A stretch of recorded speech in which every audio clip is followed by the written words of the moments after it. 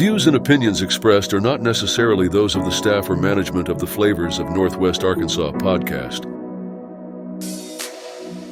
Well, happy November and welcome to episode 100 of the Flavors of Northwest Arkansas podcast. I can't believe we're finally at episode 100. I want to thank you all, and I also ask a small favor. Please tell a friend about us and our little podcast here. It's growing, and we're thankful for everyone that listens and watches. Please subscribe and rate, and I can't wait to see where this thing is at episode 200. Today, we celebrate with tropical drinks behind an art gallery wall as we're at Callisto in Bentonville. I'm talking with the very engaging Gabe Barrett, who is part owner and the beverage director. But before we talk to Gabe, let's kick it off with a competition. This Sunday at Brewski's in Fayetteville, it's a mac and cheese competition. It kicks off at 2 in the afternoon, and if you make a good mac and cheese, now's your chance to prove it. All it is a $20 entry fee, and you can, for $5, you can come and sample all of them. And vote, by the way. Winner will win some of the money, with the other proceeds going to the Fayetteville Independent Restaurant Alliance, who, as you may know, provides resources for local businesses and hospitality professionals in Fayetteville. And it's a very, very worthy cause. We have a slew of one-year anniversaries today, and we kick it off with Magnolia House in Prairie Grove. You all know me. I love that place, and they celebrated theirs over the weekend. Now, if you haven't been and you don't live close, it's worth the trip. Get their corn chowder. It's the best I've had. Isabella's in Bentonville officially also turns 1, and it happens today. They're celebrating with ribbon cutting and a happy hour and networking. Sounds like a good gathering there. And finally, Gelatissimo in downtown Rogers turns 1 on Sunday, and according to co-owner Ariel Husband, they'll be celebrating in style. We're also going to be giving away 1 year's worth of gelato, free gelato, and it's for anybody who is a current Club Gelato member, or if you sign up during this week up until November 9th, you'll be put into the drawing to win that 1 year's worth of free gelato. We'll also have 1 hour of free scoops, and that's going to be from 3 until 4 o'clock on Saturday. Some sad news to report, as Yankabilly Smokehouse will be very soon out of the mothership building in downtown Springdale, as the mothership owners plan to reopen their kitchen soon. Yankabilly will be there until the end of this month, and they're aggressively looking for a new space to call home. Speaking of searching, Casa Alejo has a question for you. Northwest Arkansas, it is that time and we need your help. Casa Alejo is finally looking to expand into its 3rd location. So if you know anywhere that is off market or coming soon, give us a DM. And then what I want everyone else to do is to just comment below where you want to see Casa Alejo next in Northwest Arkansas. Congrats to the Viet Buffet in Rogers. They've been working on getting final approval to open their doors for a while, and now they have it. They'll be opening their doors on Friday, November the 14th. And by the way, that's exactly 9 months after Valentine's Day. How do I know that? Well, it's also my birthday. And someone did the math in middle school, and it really, really grossed me out. Hutch's Hot Chicken closed their doors in Bentonville in early October, and someone's already moving in. Fayetteville favorite Chicken Headz is building out in Hutch's old spot. No word yet on when their doors will open. Fort Smith food truck Desi Fusion will be opening their first brick and mortar in Springdale. The Indian/Mediterranean spot is being built out right now, and the old Punjabi kitchen spot in the same shopping strip as Silk Road and Red Wing Shoes. No word on when they plan to open. If you happen to get the November issue of Fayetteville City Lifestyle magazine, you saw that there's something popping next to Gully Park on Township. The old Windwood Missionary Baptist Church is being revitalized into a neighborhood hub. They'll have an upstairs that'll be a community restaurant, while downstairs will be a co-working and gathering spot. I've put in word to find out more. Finally, as we mentioned, we are celebrating episode 100 today, and tonight you can join me. I'll be at Gaskin's on Emma drinking vintage wines dating back to 2001 and eating an exceptional 5-course menu from Executive Chef Sam Walker. It's at 6 o'clock tonight, and the wines will be from Kellum Vineyards. Owner Ron Nicholson will be there to tell his story and philosophy on winemaking. Meanwhile, Chef Sam will undoubtedly blow us away like he normally does. He'll have salmon with béarnaise and lobster bisque, rabbit and dumplings, braised lamb and cherry mole, a petite filet with sorghum and mushrooms, and a surprise dessert. As of yesterday, there were just a few tickets left, so go to Gaskins on Emma's Facebook or Instagram to get your tickets if there are any left.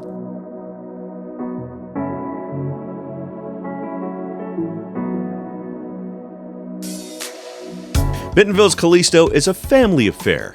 Gabe and Isaac Barrett came from the Phoenix area to start Callisto with their Uncle Braxton, who grew up in NWA. Gabe had an early introduction into what a speakeasy was, and it happened by accident on his 21st birthday. He'll tell you that story. Also, if you've been there, you know that you enter through an art gallery called the Midnight Gallery. It was almost something else, and Gabe's going to tell us that story too, and how the speakeasy entry would have been different. Finally, Gabe will get into some elaborate drinks, including how they make their own non-alcoholic rum. That's episode 100, and it's right here on the Flavors of Northwest Arkansas. Thanks for being here.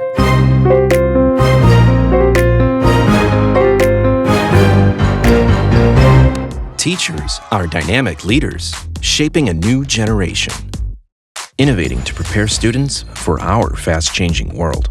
They're skilled experts, discovering a universe of solutions, telling stories, inspiring, mentoring, connecting cultures, leading by example. Teaching is a journey that shapes lives. Are you ready to begin? Explore teaching at teach.org.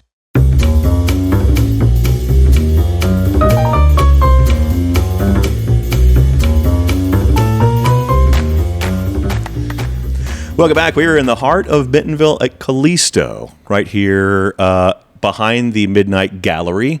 Guess we can say that. Is that? Yeah. Okay, the Midnight Gallery. Just want to make sure I got that right.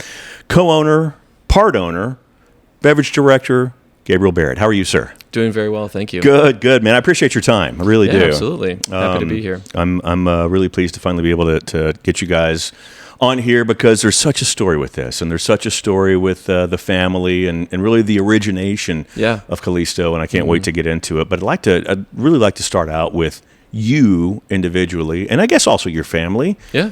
You guys are not from these parts, as you'll find a lot in Bentonville. That's true. Yeah.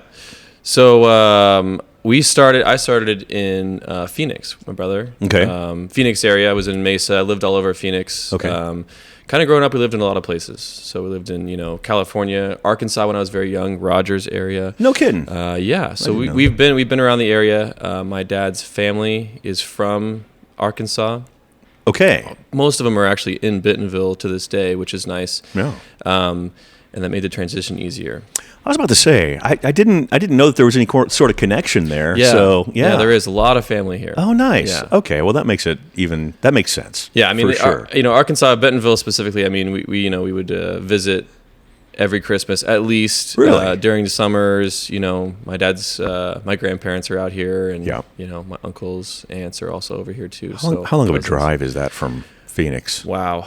Or did you fly? No, we drove. So on the move over here, we drove. We took a U-Haul, loaded it up. I'd actually put my car. We had one of those, you hook it up on a tow dolly. Tow dolly. Yeah, all the way here.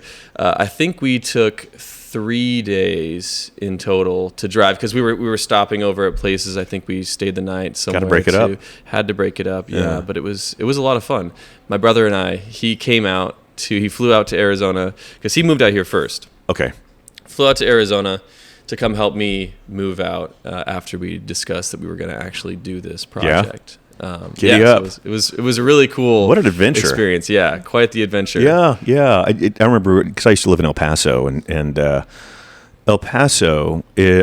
Birmingham, Alabama is closer to Dallas than El Paso. So the whole desert area is far, man. Yeah. And people don't understand how far of a drive that is. It's really far. Yeah. And it's funny. I remember, now that I live here, I'm very acclimated to it. But sure.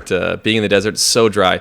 Whenever I would get off the plane to visit Arkansas, I would get, you feel wet almost like, wow, I felt immediately like I needed to take a shower Yeah. or something, Oh, yeah. or like it was such a big change.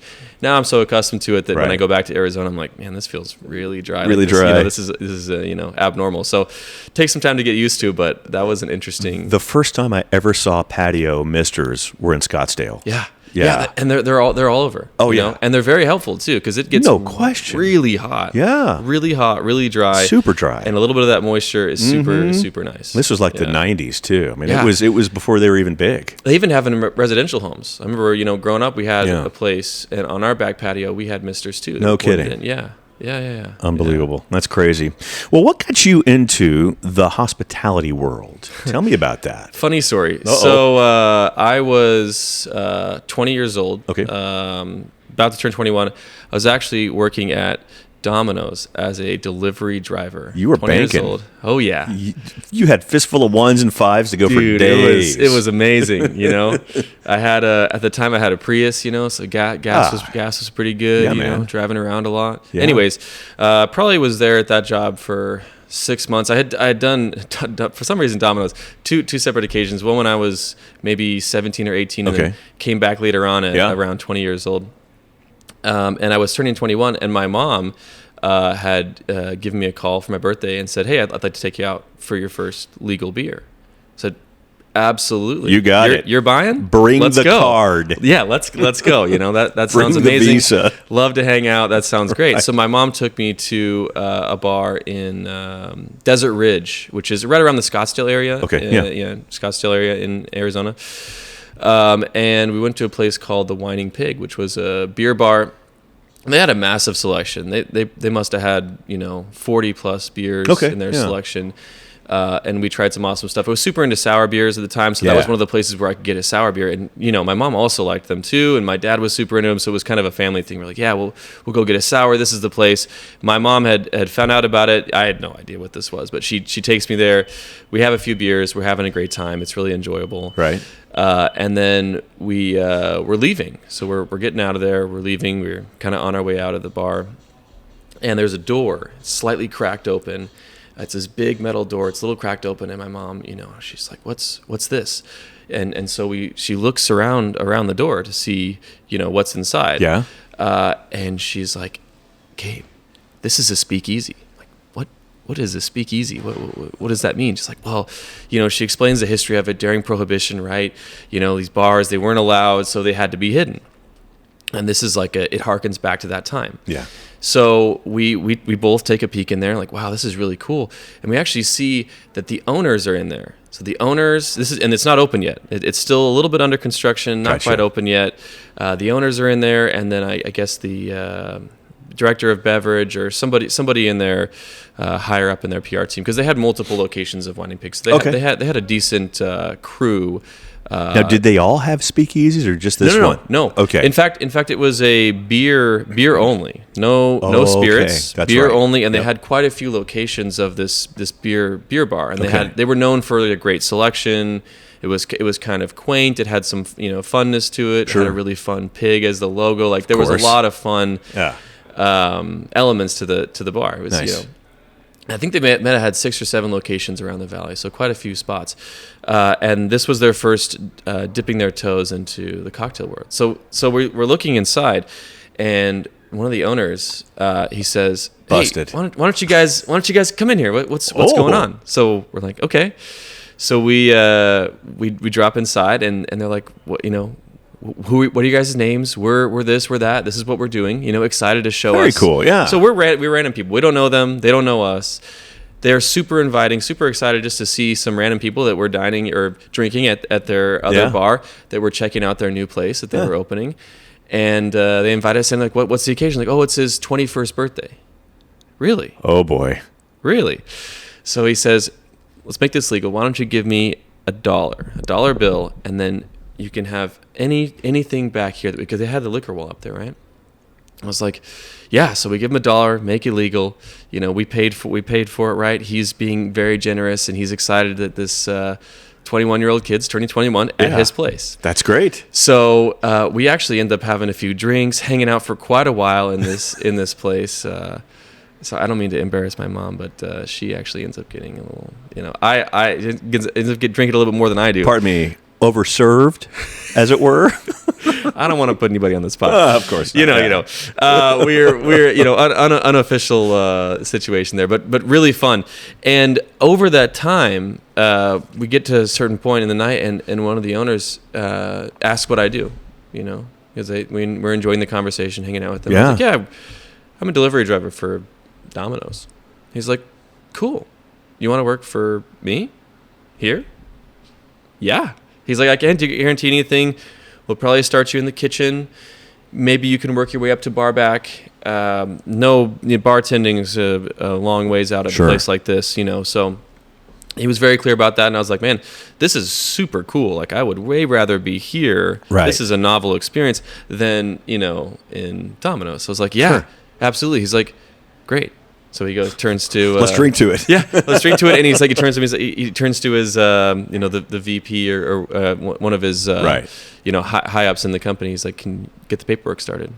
Oh. So I was like, oh, wow, he's actually serious. A lot of times people say stuff like this. It's actually serious. Over drinks, especially. Yeah, it was very serious that night. So I ended up having a job when I woke up the next morning. That was fruitful. Yeah, very. And how very did you wake up the next morning?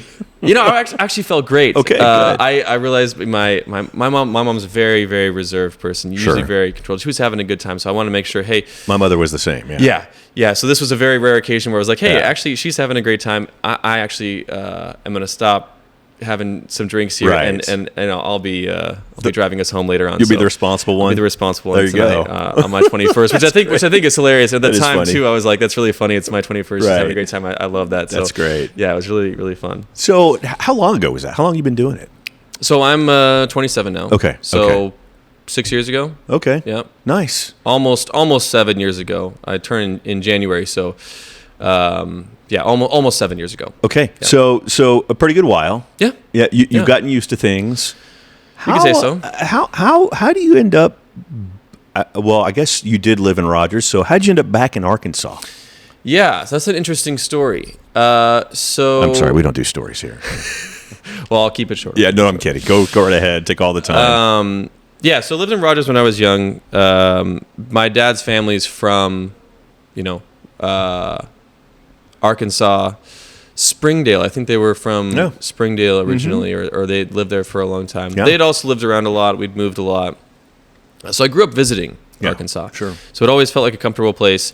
And my uncle Braxton, he grew up here, went to school here, made a lot of friends here. And one of those friends is going to become very important as I tell the story. Okay. So I was working in Phoenix or in Arizona. Yeah.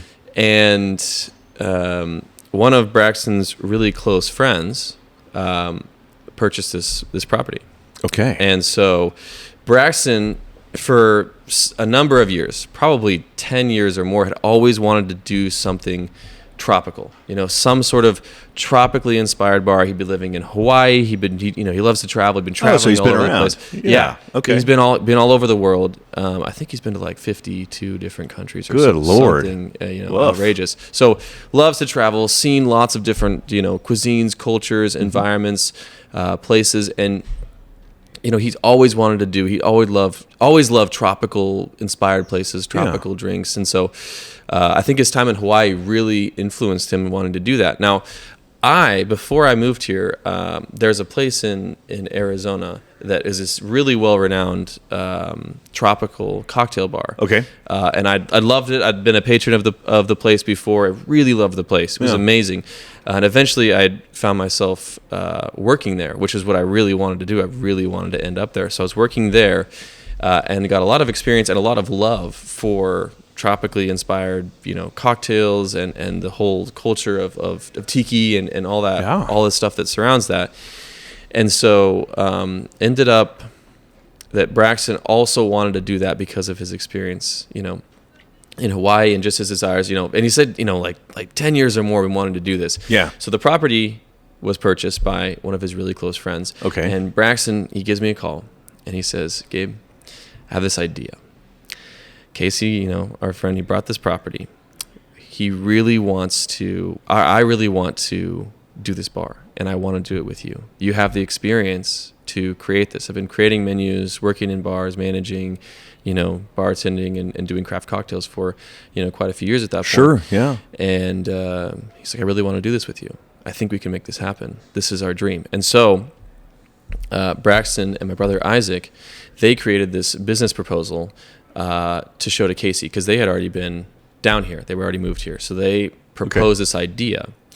Eventually we worked on it after a lot of phone calls and, Sure. going through talks with his friend as well. We came down here, pitched him the idea to do this.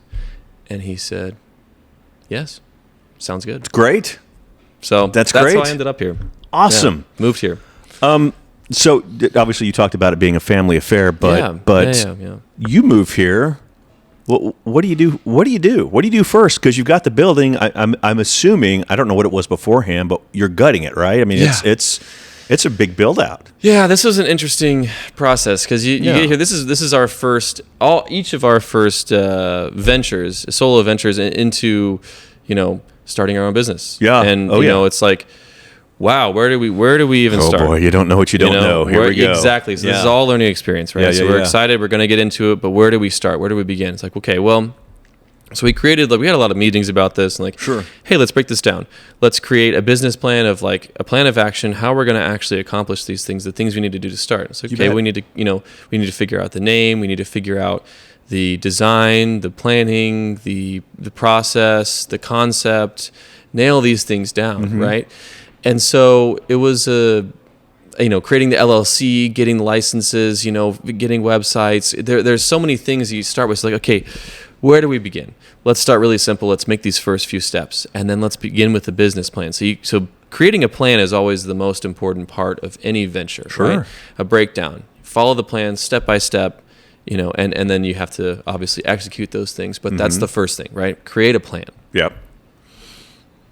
So that's what we did. Yeah. The very first thing I did with this, because I just wanted to dip my toe in the water a little bit, was to make a logo.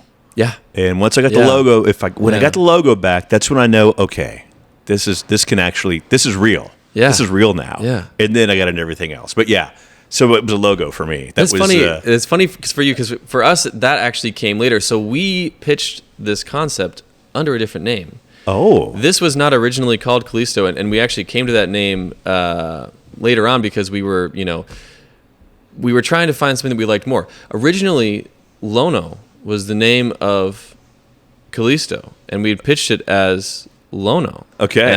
And that changed. Yeah. Over time, obviously.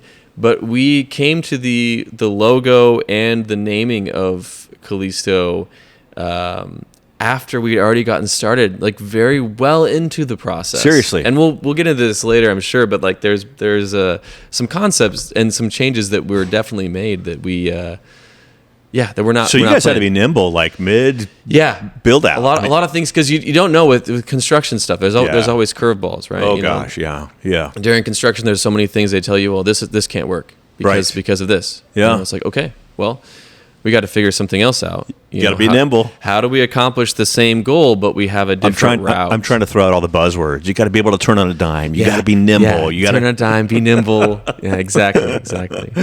Well, my gosh, that's a lot. So, how did you guys come up with Callisto, and what does it mean? Yeah. So we were looking through, searching the internet, scouring everywhere to find names that we really liked. This is a whole process. We probably went through hundreds and hundreds and hundreds of names. Yeah. And just thinking about things, symbolism, where do we want to look through? Yeah. So we kind of were, and I believe that, and I think, each of us would probably say that, we were the person that came up with the name. I think my brother Isaac was the one who actually came up with the name or found Callisto. So we were kind of looking at, what do we look into, right? Something epic, something really cool, but something that sounds nice, rolls off the tongue, but also sounds a little bit exotic and has some ethereal nature to it, right? And so okay, well, what if we looked to the stars, right? And so I think that's what guided us to the stars. We ended up landing on a moon, which is what Callisto is. I see. It's one of Jupiter's moons. Now, it comes from Greek mythology originally. That's why it's named that. Okay. But for our purposes, it's named after the moon of Jupiter, Jupiter's second moon. And part of what we liked the name. Yeah, it's a great We thought name. it was cool. We thought it had to do with something ethereal, something really otherworldly, Sure. which we were hoping to create an experience that was also otherworldly too. Of course. There you go. Nice But tie-in. Callisto, specifically the moon itself, is supposed to have a subterranean ocean underneath its icy surface. No kidding. Our map that we've drawn and a lot of our literature has to deal with that element of the moon, and it also ties into our speakeasy nature, right? There's this hidden, underground ocean. It is all like a getting speakeasy. clearer as we go. That There we go. It's It's tying together. It. Yeah, It is. Yeah. It's totally tying together the whole 2 + 2 = 4. I mean, it all makes sense now. Yeah. Excellent. And how does and we didn't go over this beforehand, so but the story of Jack. Yeah. Tell me how that ties in as well, because I know it does. Yes. So the story, it's a funny story. So we talked about my mom. Yes. My mom wrote the story. No kidding. Yeah. So she's a English teacher. She's been a writer for a long time, but this is her first published work. So it was really exciting to get a lot of family involvement, right? Brother, uncle, myself, my mom, which is super cool. We actually had some of Braxton, my uncle's sisters, my aunts, take a peek at things and give us some design advice, because it was really good. Because part of the thing is we had 3 dudes building a bar. We need to make sure that there's plenty of female, feminine touch to the place to not, you have to be careful, right? You want to bring some of that in too. That advice is worth more than money. Yeah. Yes. Absolutely. Absolutely. Yep. It was a story of Jack. It's just really high level. Yeah. I know it goes. Without spoiling anything, I would encourage anybody who comes in to read it, enjoy the story. It's long. It's about 23 pages as of now, and we're going to keep adding to it. But what we did is we wanted to create a fictional story of an adventurer who goes through an adventure that has tie-ins to Bentonville, along with our cocktail names and story. And it tells a story about the place and about a fictional character who goes through a journey. That was the idea behind the story. It's great. And we really kind of went back and forth. We read through iterations of it and kind of had revisions. But a lot of it was we told my mom, it was have some free reign. Have fun with it. Explore your creativity and your writing abilities. Bet. It was really cool to have her do that. That's great. That's really good. And it's also online at the website as well. Yeah. Mm-hmm. Very cool. Very cool. Well, kind of a dark tropical theme, speakeasy, as we've talked about. Yes. And as far as building that out, I mean, you guys knew from the start you wanted a speakeasy, right? We did. Okay. So it's funny. We had different ideas. Okay. What we wanted to do, how the speakeasy was going to actually reveal itself, and how it turned out after with all the left and right turns.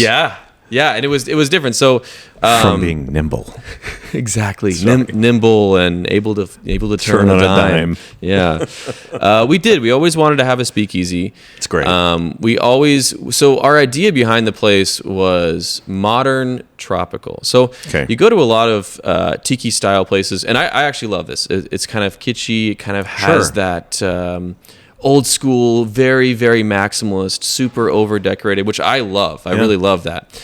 But we were hoping to create something a little bit different, where we have elements of those things, right? We've got the Japanese floats that are very common in the tiki culture and tiki bar decoration. We've got them in the tree, but not all over the ceilings, or little elements where things are slightly elevated. We've got green silk and wood tones and some darker colors with dimmer lighting, where it's fun, but also has a classiness to it that's very subtle and a little bit upscale. So a blend of that classic fun tiki, but also some of that modern take. You know? Oh yeah. Which classes up the joint a little bit, as it were. Yeah, and there's so much fun to be had in those classic tiki spots. Oh, yeah. I personally love those. Those are some of my favorite places to go.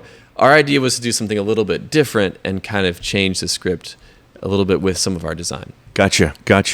Well, I will say, when you walk in and you see the Midnight Gallery up front, art gallery. And I'm assuming that was you guys putting that together as well. It was. Okay.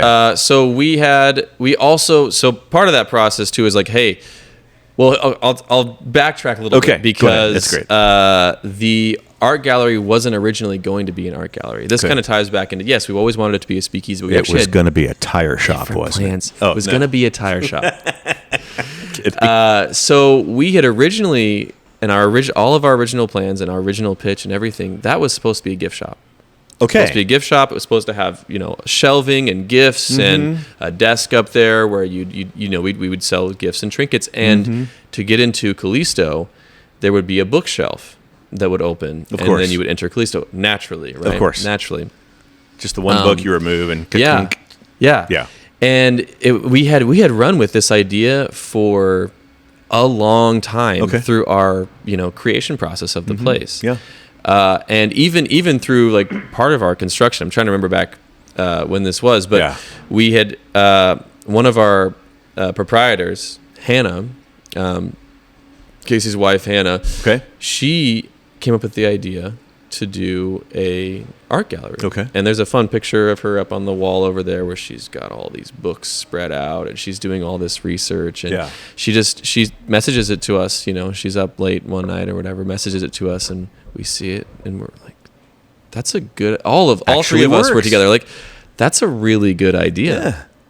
Let's look into this. We could it's- pivot this. And you got local artists that populate So it. our whole idea was like we get local artists to come in there and do it. Now, when we were creating this art gallery, like, hey, we're gonna have the design, we're gonna pick everything out, we're gonna build it out, but we're not artists. None of us. Right. None of the three of us are. Right. So we went searching for artists. Now, we found an incredible curator. Okay. Yeah. And so her name's Emma Nielsen. She's fantastic. Okay. And she is the reason why the art gallery is the way it is. Why Great. it's so amazing. It's awesome. Yeah. Awesome. I would tell you, my wife and I came for the soft opening. And by the way, everything was great. I Good, glad to hear had the address, Yeah. and I kept driving by.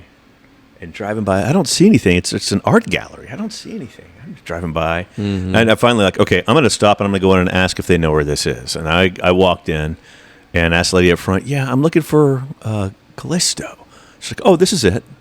I thought, okay. So I went and got my wife and told her, and she came in. I'm like, oh, this is going to be one of those nights. This is going to be good. This is going to be, because then we saw there was, as you know, there were a pretty big amount of people that were in the gallery. Yeah. And then you see the door open to let people in, and Yeah. that for the reservation. And I thought, Right. aha, this is going to be one I of those see. nights. Yeah. Yeah. And when you Yeah. do, man, you go in and you get a couple glasses of champagne when you walk in. Yeah. What a great idea.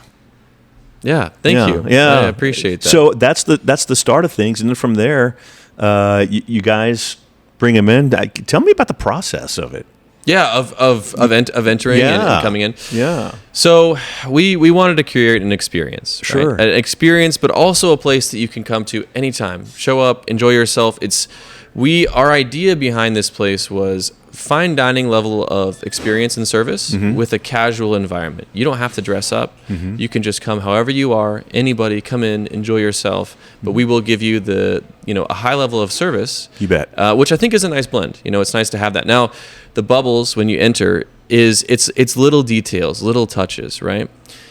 Not a lot of places do that, and it's a nice touch to have those bubbles as you come in. Everyone will remember that. Yeah, exactly. Yeah. And it's something as well. So our menu is very extensive. We have a lot of cocktails. There's a lot of material to digest. There's story, there's cocktails, there's food, there's a glossary in the back. Right. There's a lot going on in there. Yeah. While you're digesting the material, making some decisions, it's nice to have a little something to sip on while you're doing that, right? I hope you're not trying to get me to disagree. Oh, certainly not. That ain't me. Yeah, no, that's great. That's great. Well, good. Well, it's been, year now? Will be a year, November 1st. So you were at the soft opening. Yes. That was in October. Okay. Officially open to the public. Yeah. November 1st was our open date. Okay. Any anniversary plans for the place? Yes, we do have anniversary plans for okay. the 1 year anniversary of Callisto. Are they Very public excited. yet? Or Not yet. Okay. Not yet, all right. but they will be soon. All right. Just keep following on social media, everybody, and That's right. you'll soon find out. Look out for it. You ready to talk food and drink? Yeah, let's do it. I guess it's actually drink and food. That's probably the right route for this. Yeah. We got that. We got the Mike Ingleman Home Pro Tip of the Week, and that's coming up next right here on the Flavors of Northwest Arkansas. Let me show you something. Connect with us at Flavors of Northwest Arkansas on Facebook and Instagram, or by email at flavorsofnwa@gmail.com.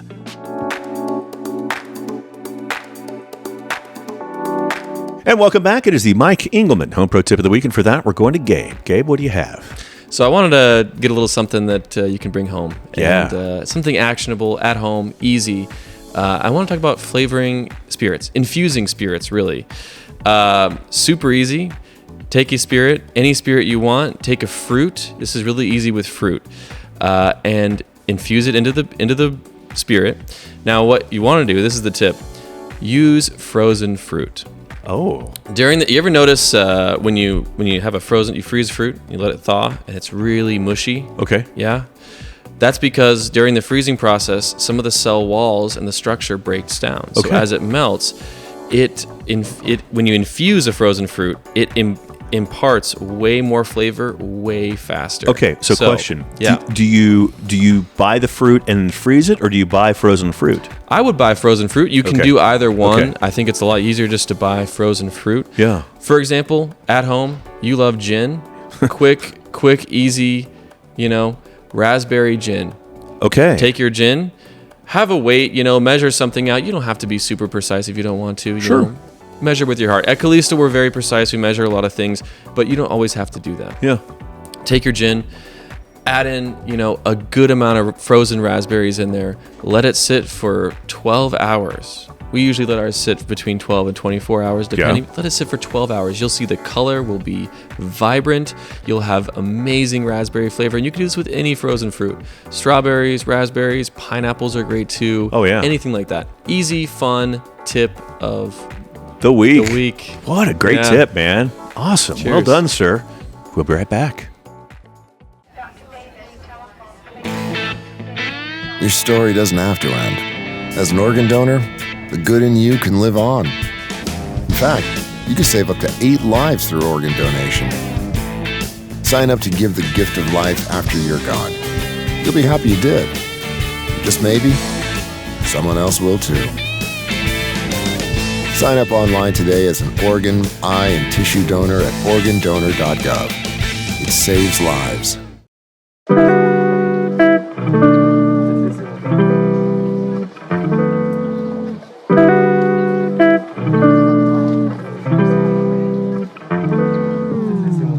There are over 105,000 people on the national waiting list to get an organ transplant.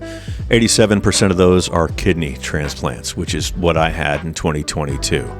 Here's what you can do. Get signed up at organdonor.gov. It's real easy. The Arkansas sign up is 5 minutes. So is Texas, by the way. Really, really quick if you have not been signed up yet on it. You can also get signed up through the health app on your iPhone, as well as getting signed up at the Department of Finance in Arkansas when you're renewing your license, or DMV outside of Arkansas as well. Get signed up there if you're going to have to renew your license at any point here soon. Organdonor.gov, though, quick and easy. Thank you so much. And we're back. We're back with Gabe. We're about to get into infused drinks. Fun. Or cocktails in general. Let's just start there, and I'll let you take it from there, because that's kind of the star of the show, if I'm not mistaken.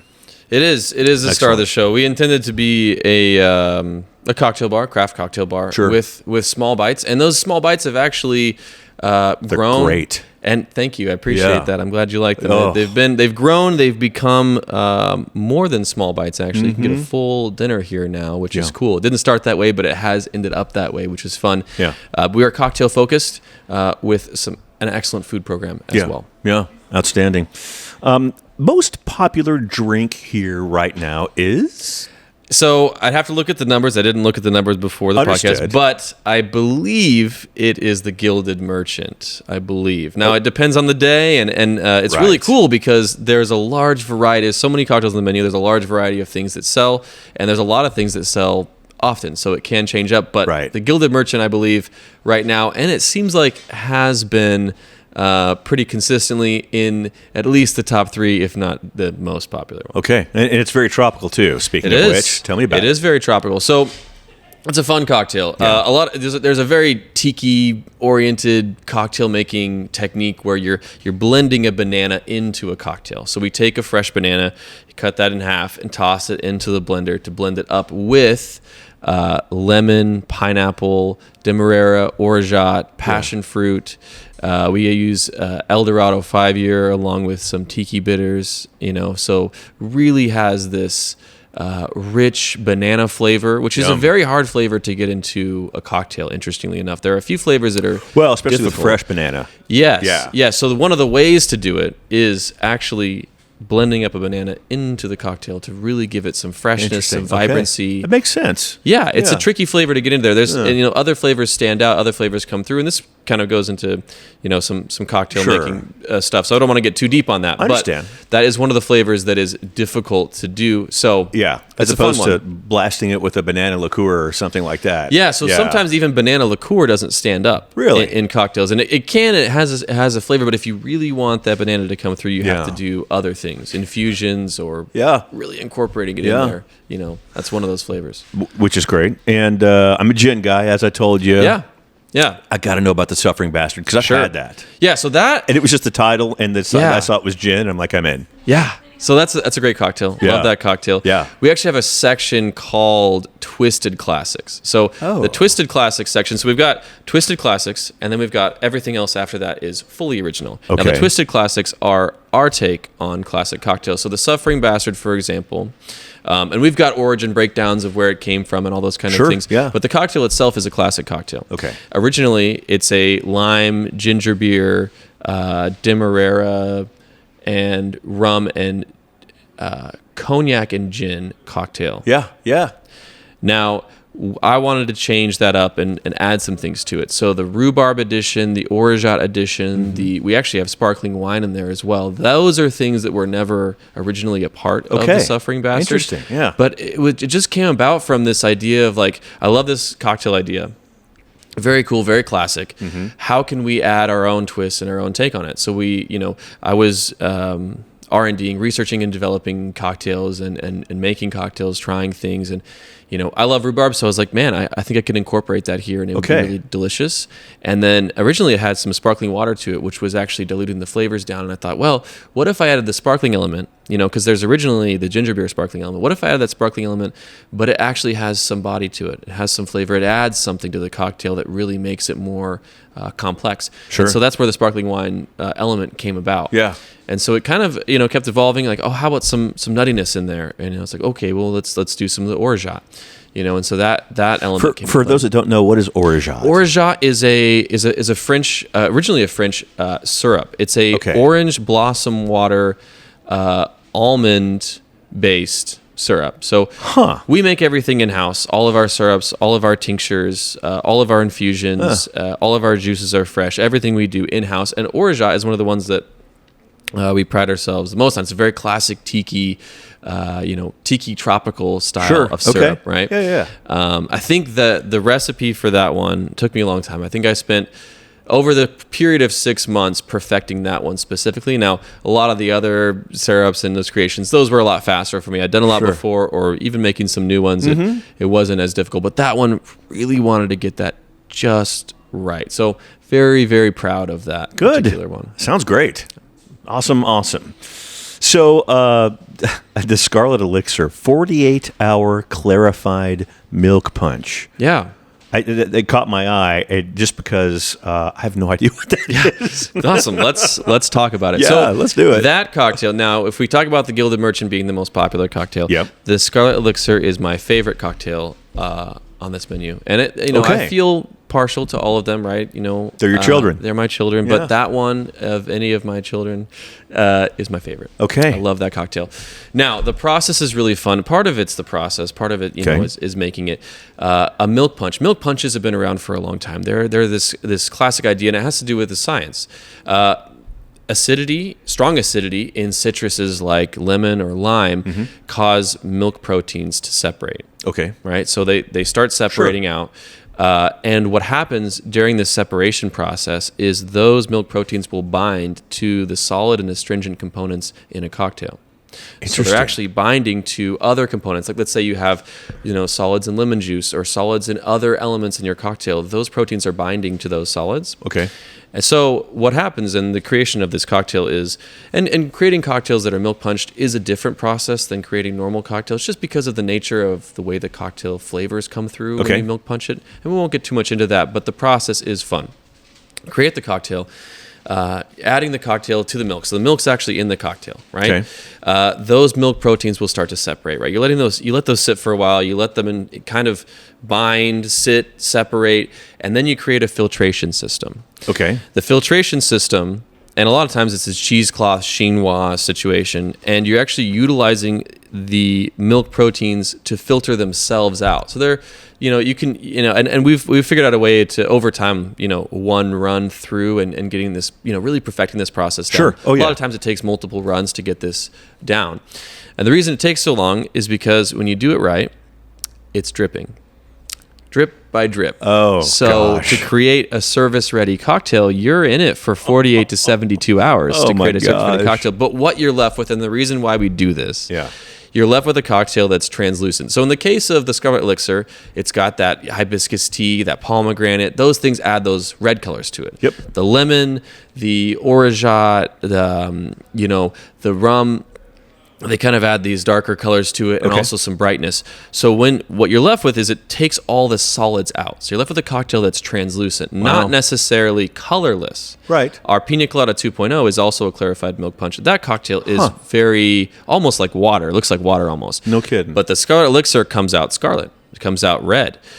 Which is cool. So it's translucent, so you can see directly through it. You bet. And yes, the process is fun, but the end product is it has a silky, texturized flavor to it. That R&D fatty for that had to be huge. Well, part of the thing is when you make a cocktail that's clarified milk punch, you don't know if you nailed it for at least a day. That's right. You got to wait. You got to wait. Let it separate. Let it sit. Let it filter. Oh gosh. So it takes a lot of time to actually have that happen. Oh my gosh. So anyways, that cocktail is very close to me because of the process, and I personally love the flavor. Yeah, I love the flavor. Yeah. I have to ask, when you go to just a regular bar, not something like this, but like your regular bar and grill. Yeah. What do you order? What drink do you order? Yeah, so and it depends on the place. Usually if it's somewhere like, I really enjoy fresh flavors. If they got some fresh juices back there, I love a nice fresh shaken daiquiri. That's really lovely. Okay, yeah.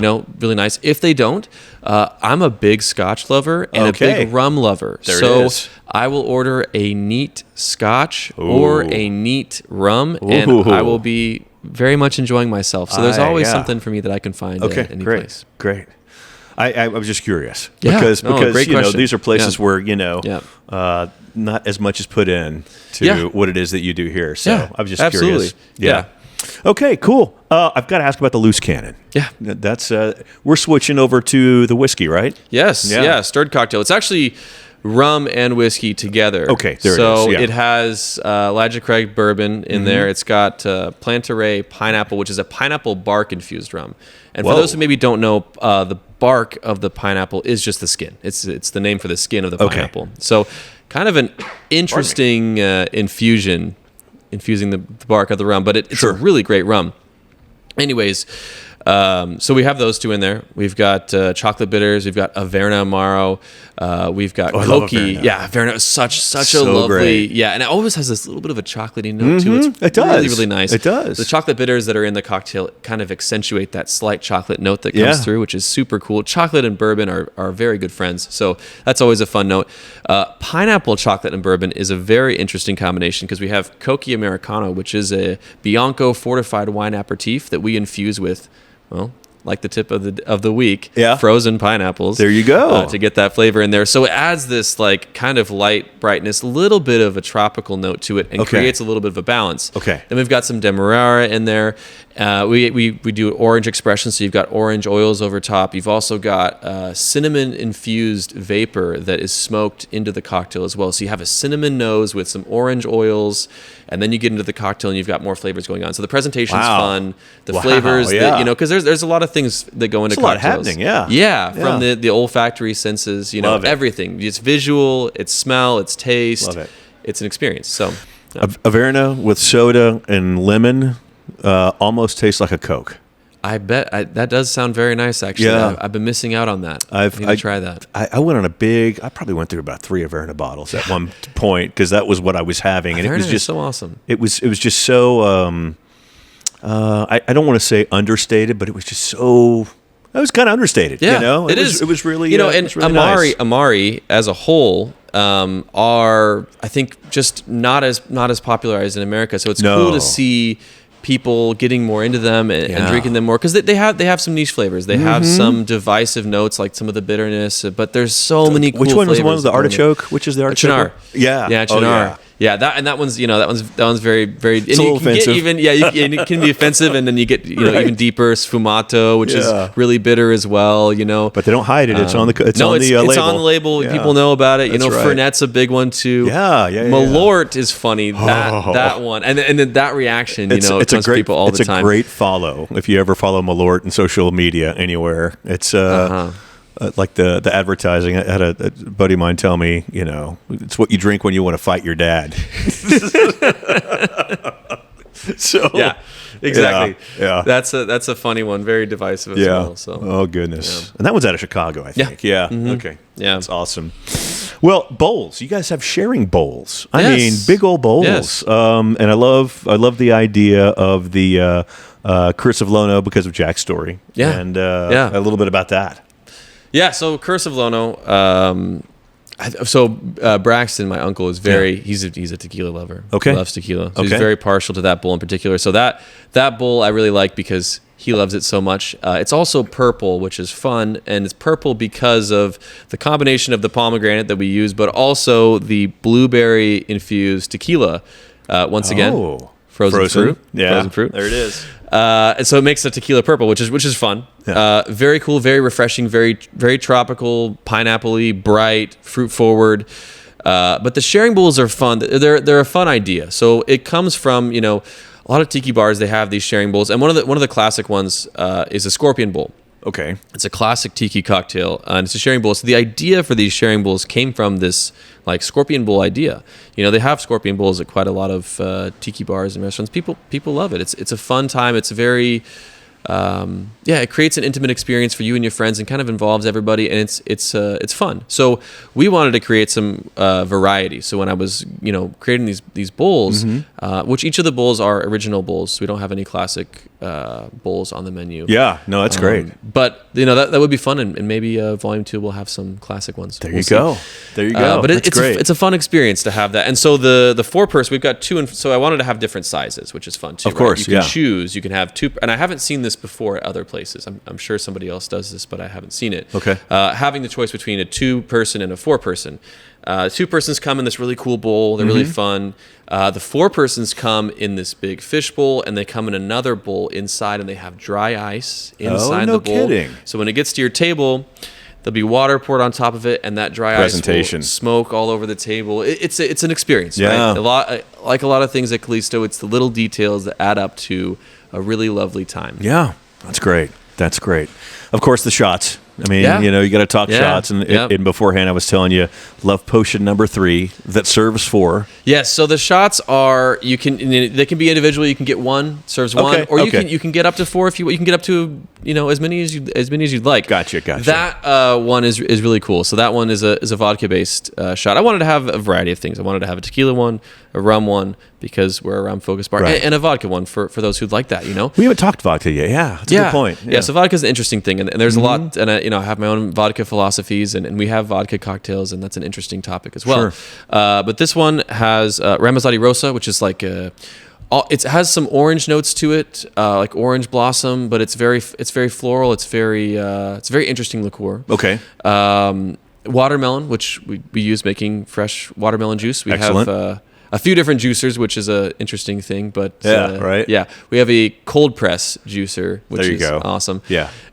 So yeah, fresh watermelon, fresh lime, and it's a really easy drinking floral, great. Watermelony, bright. You've had it before. That's great and scary. Yes. That's You have really to scary. be careful. You You need have to to be watch. careful with, especially tiki, and on a whole, all of our drinks, just in general, are Just be careful. strong, Yeah. stronger than. Well, you know, when you're mixing liquor with liquor and liquor, yes. Yeah, it's a whole combination. When we haven't even gotten into the zombie, that's a whole different deal. Well, when in Rome, tell me about the zombie. The zombie, so extremely strong. Oh, boy. It is a classic tiki cocktail. Okay. And we wanted to be really true to form. Yeah. We wanted to be so true to form. We're offering a full strength zombie, 1934 Don the Beachcomber cocktail creation, and it is, in my opinion, and with a lot of feedback, a delicious cocktail. Okay. Really lovely cocktail. Okay. With a lot of cool flavors.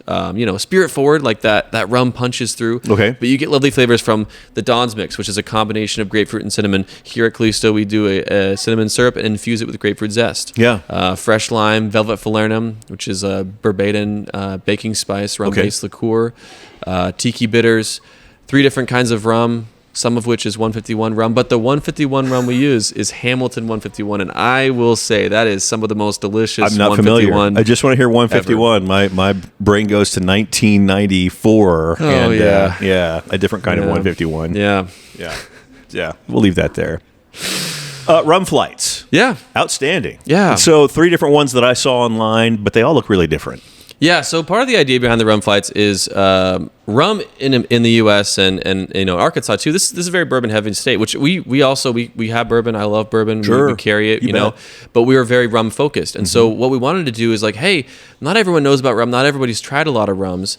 Let's see if we can expand people's palates. There are different rums than maybe just the few rums that you've tried before in your life. So we'd love to give you more variety and try different things. So the idea was that each of these flights is a different experience, a different excursion into different places. Yeah. The Voyager's flight is more of an adventure. Somebody who's kind of traveling to different places around the world with rums. Sure. Caribbean flight, rums that stick in this certain realm of flavor profiles that are made in a certain area. That's also super cool. You know? For sure. So there's different ideas behind each of them. Yeah. Yeah. But That's rum great. education is the top one. Yes. Yeah. And by the way, for those that don't drink and want to come check out the place, there's some non-alcoholic drinks. Absolutely. I've got to ask about the Callisto Zero Proof rum. Yes. So the Callisto Zero Proof rum, something that we make in-house, we're very proud of. Now, this is a combination of a few things. Okay. But it's a tea-based non-alcoholic. So black tea for some of those tannic notes, hibiscus tea for some of the fruit notes that you'd get in rum as well. Sure. So a combination of those two things, along with infusions of spices, baking spices, cloves, allspice, cinnamon. Interesting. So it's a whole process where, and we have a good few other ingredients that we add to that non-alcoholic rum, but the base of it is a tea baking spiced infusion, basically, to try to simulate that rum. So you've got some of the tannic notes, some of that, that black tea tannicness to kind of simulate that alcoholic component. And I will say, and I want everyone to know this, that the non-alcoholic cocktails, as much love are in those as we put into any of the alcoholic cocktails on our menu. For sure. Yeah, that's great. That's great.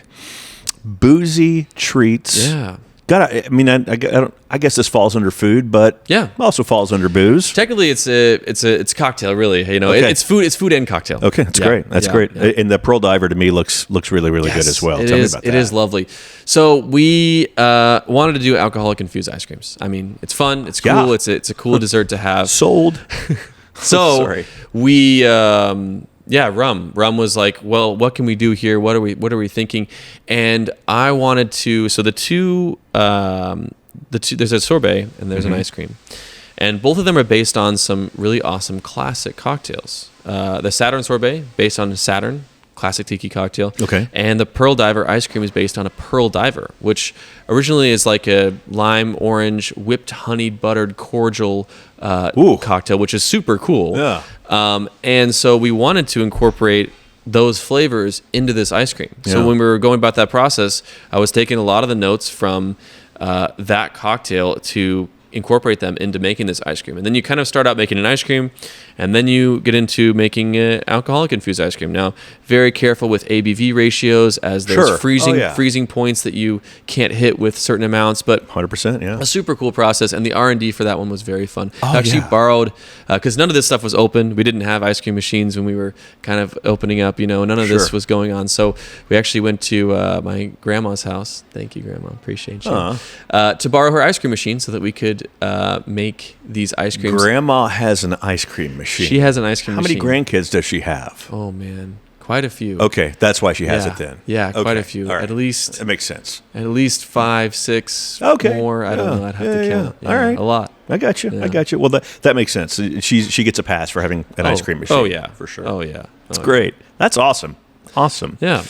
Well, I guess we kind of stuck our toe into food a little bit here. We can kind of jump into the rest here because there are some things I saw that I've got to ask about. And I know the beverage side is your side, but you've also been here from the beginning and have had all the food, I think. Yeah. So I saw on social media the other day the cream cheese rangoons. Have you had those? Lovely. They look very, good. very tasty. Yeah. Nice and bite-sized, too. Yes. I think I'd have to look at the books, but might be our most popular food item. It's very easy to get. You can get it with crab. You can get it with chicken. Oh, wow. Okay. Or you can get it without anything if you just want to have the pure cream cheese rangoons. Yeah. And they come in this little this wonton with the cream cheese in the middle and some flavorings on top, and you can get the crab and the chicken. It's a really cool little process. Looks great. We've got sauces and stuff on there too. Yeah, looks nice. great. Looks really good. And then the mochiko chicken. Yeah. Have you? I'm assuming you've had that as well. Yes. Oh. Lovely fried chicken. Yeah. Who doesn't like fried chicken with a great sauce on the side? It's awesome, and it's done with that Southeast Asian flair. Our executive chef Alex is Laotian, so a lot of his food is inspired by his background. Sure, that makes sense. Last night, my wife and I had we just had some to-go food, and it was we had salads that had peppers in them. Jalapenos, they're usually not very spicy, but last night they were significantly spicier than we have ever had, yet we were hungry and we finished and tried to pick around, but all the pepper juice was all over the and the seeds and it mouth was numb for a good while last night, and that the Crying Tiger steak, because I saw that it comes with peppers. Yes. Oh boy. In fact, not as spicy as you might think. Okay, not as spicy as that salad I had last night. So what we're not, no, sir. I mean, I didn't have it, but from what it sounds like, not nearly as spicy as that salad. So what you're getting there, 12-ounce New York strip. The strip, yeah. Beautiful, beautiful cut. Now, we always cook medium rare. You're welcome to order. That's just how it comes out standard. Yeah. Super nice cook for me. We have a tamarind sauce on the side, which is lovely. And it gets some of our pickled Fresnos and some of that sauce over the top. And then we have a side of that tamarind sauce, which is so lovely. It makes it amazing. Got a little section of pickled veg, pickled onions, cucumbers, super nice. We're an all scratch kitchen as well, so we make everything in house, every single item as well. Just like we do for cocktails, same thing for the kitchen. So it's great. A lovely food item, and that's one of the ones where it goes from small bites to full meal. Yeah. For sure. Got to go back to the small bites because the skewers have been here since the start. Yes, they have. And I've had the jerk chicken and I've had the steak. Yeah. I have not had the maple pork belly skewers. I'm a little bit of a pork belly degenerate, so that's on the list. I think you'd like them. Yeah. They're really nice. Yeah, that maple pork belly glaze is incredible. It looks good. Yeah. It looks good. And then the Yo Tao. Yes. Thank you. That's like a fry bread dessert. We've got like a passion fruit sauce that goes in there as well. So it's really delicious. Yeah, awesome. Super nice. Man, I appreciate your time. Absolutely. Yeah, happy to be here. Yeah. Tell me your hours, if you would. Yeah. So currently we are open Tuesday through Sunday. Okay. We open at 4:00 p.m. every day. And then Tuesday and Wednesday we close at 11. Also on Sunday. Tuesday, Wednesday, Sunday we close at 11. Okay. Thursday we close at midnight. And Friday, Saturday we close at 1. How about you? Yes, very nice. Keep in mind, just want to let everybody know, our doors close about an hour and 15 before we closing do our time. Closing time. Just want to make sure everybody gets in here, has a nice experience before the last call, and gets to have a nice time. So I get it. Yeah, I get it. Where can they find you guys online? So Callisto.bar will be our website. We have an Instagram, Facebook. Would love for you to give us a follow. Awesome. Yeah, Callisto NWA is our Instagram handle. Okay. We're very active on there. So if you follow some of our progress, we post a lot of things on there, a lot of material. That's a great spot to follow us. Well, I appreciate you being episode number 100. Awesome. Coming up on your 1-year anniversary. Yeah. I appreciate your time. Yeah, happy to be a part. Thank you so much. You got it. Flavors of Northwest Arkansas, you can also find on Instagram and Facebook and TikTok. Starting to build out a little bit, finally. Please tip your servers and have a great week. We'll see you next weekend. Bye-bye.